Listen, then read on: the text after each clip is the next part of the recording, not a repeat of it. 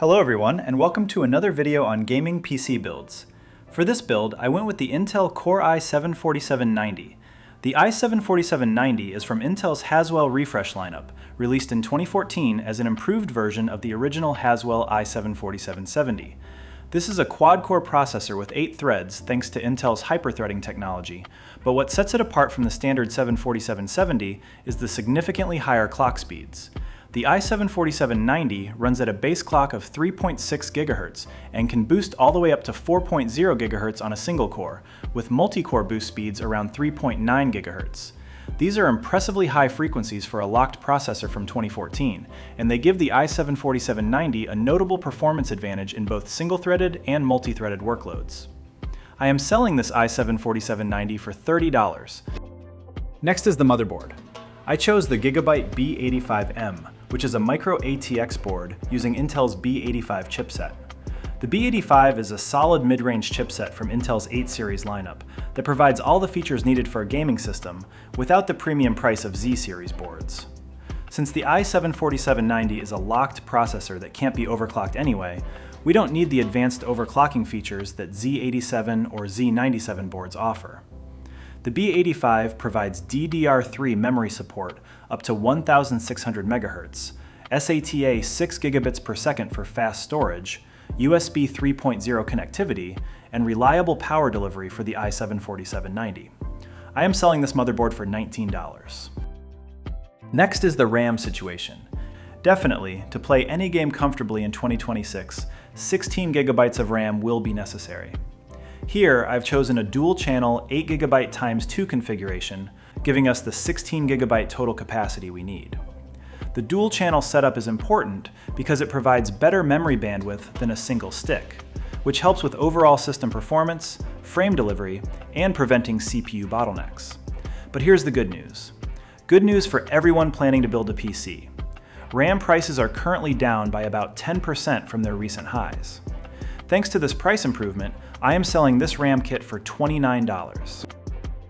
Next is the cooling system. I chose a Deepcool stock fan for this build. The i7-4790 has an 84-watt TDP, which is actually quite manageable despite the high clock speeds. Intel's Haswell architecture was quite efficient for its time.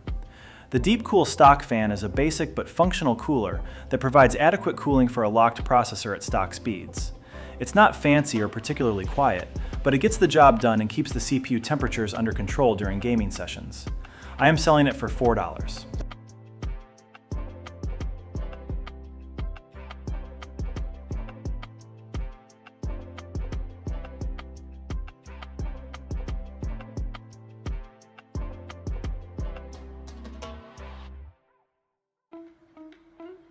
Next, the case is still our familiar office case solution. I am selling this case for $2. Next is the power supply. I chose a 600-watt power supply from the AIGO brand. Now I need to be transparent about something important. This power supply doesn't have certifications like 80+ bronze, silver, or gold that indicate efficiency and quality standards. This is a budget unit without premium certifications or extensive testing validation. However, I think 600 watts is still enough to power this configuration stably at full load. And here's my reasoning. The i7-4790 has an 84-watt TDP, and the GTX 1660 Super, we'll discuss shortly, has a TDP of around 125 watts. Add in motherboard, RAM, storage, fans, and other components, and you're looking at roughly 250 to 280 watts total system power draw under full gaming load. The 600-watt capacity provides more than double this requirement, giving substantial headroom for stability and ensuring the PSU isn't constantly running at high utilization where cheaper units can struggle. I am selling it for $20.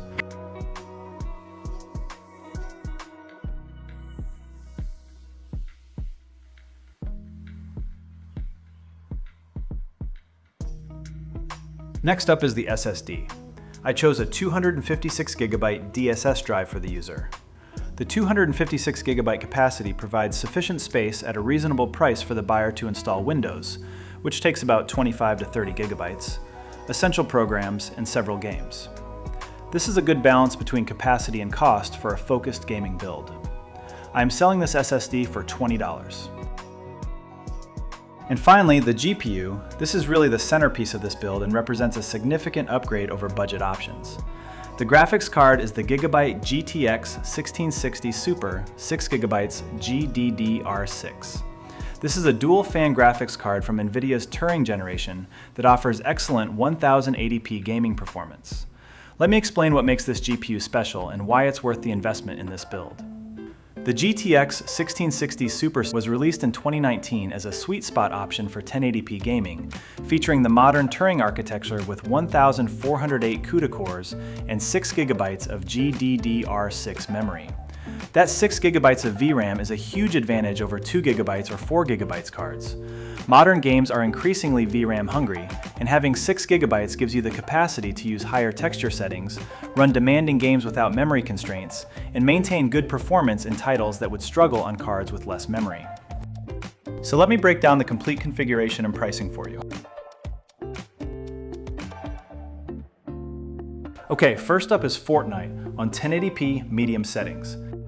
We get an average of around 140 FPS in this game, which is outstanding performance for a Battle Royale title. This is a massive improvement over what we saw with budget configurations. We're talking more than double the performance in many cases. At 140 frames per second, Fornite plays incredibly smoothly with excellent responsiveness. You can build structures rapidly, aim precisely during combat, track enemies smoothly, and execute all the fast-paced mechanics that Fornite demands without any performance limitations holding you back. What's particularly impressive is that this performance comes with no issues at full load. The system handles Fornite comfortably without maxing out components or showing signs of struggle. Both the i7-4790 and GTX 1660 Super are working together efficiently to deliver this excellent performance, and there's still headroom available for handling sudden spikes in demand during particularly chaotic moments.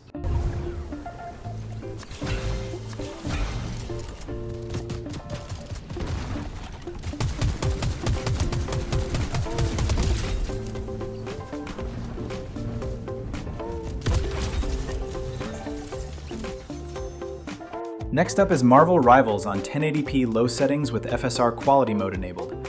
We average around 60 to 80 FPS during combat in this game, so it plays quite smoothly with good stability and no component overload. This is solid performance for such a demanding 2024 hero shooter. The GTX 1660 Super handles the particle-heavy abilities and chaotic teamfights without struggling, delivering playable frame rates that let you compete effectively in matches.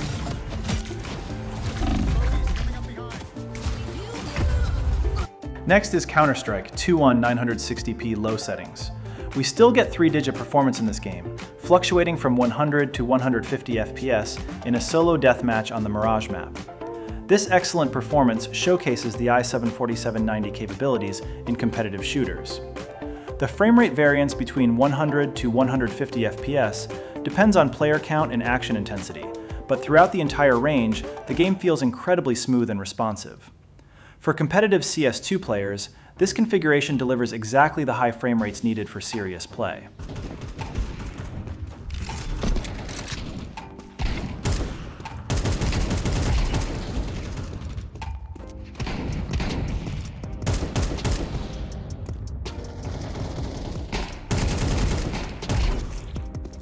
Next is PUBG on low settings at 1080p.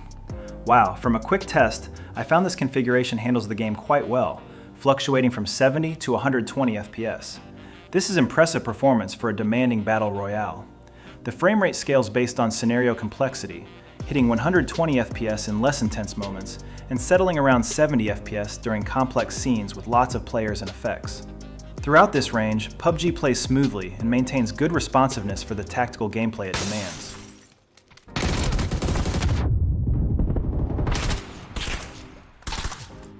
Next is Black Myth Wukong, on medium settings at 1080p with TSR Auto.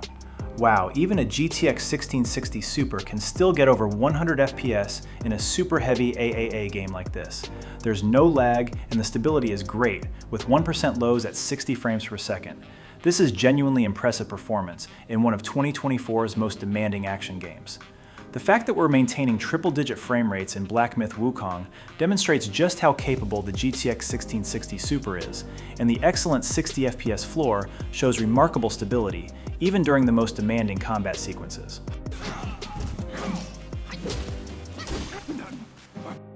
Next is Resident Evil Requiem on high settings at 1080p, a recently released game.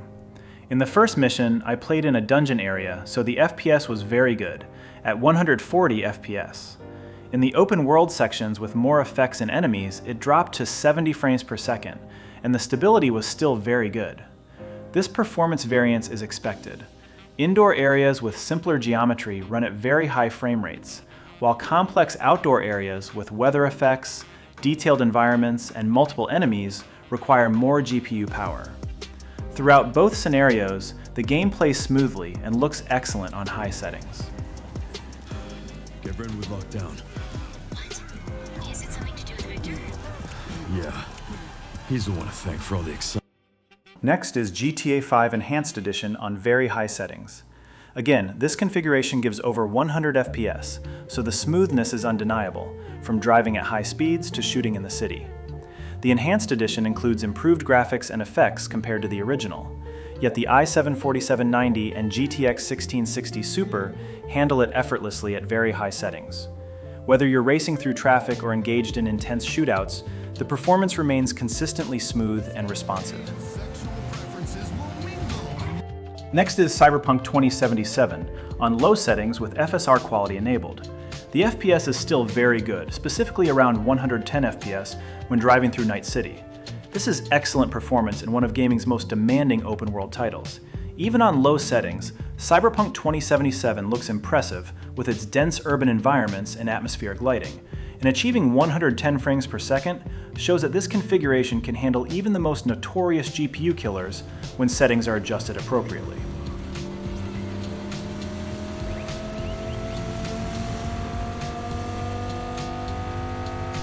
And finally, Red Dead Redemption 2 on Ultra textures at 1080p. We still get around 50 FPS in this game. The graphics are beautiful, and the experience is good. Ultra textures showcase the incredible detail in Rockstar's masterpiece, and the GTX 1660 Super 6GB of VRAM provides the capacity needed to run these demanding texture settings. At 50 frames per second, Red Dead Redemption 2 plays smoothly enough for its slower-paced, methodical gameplay style, allowing you to fully appreciate the stunning world Rockstar created. The complete testing demonstrates that this $244 configuration delivers excellent performance across a wide range of titles. From competitive shooters hitting 100 to 150 frames per second, to demanding modern AAA games maintaining playable frame rates, the i7-4790 and GTX 1660 Super combination proves itself capable and versatile. The 6GB of VRAM on the GTX 1660 Super is particularly valuable, enabling high texture settings in games like Red Dead Redemption 2 that would struggle on cards with less memory. This build successfully bridges the gap between budget and mid-range gaming, offering genuine 1080p gaming capability that can handle both esports titles and modern AAA releases.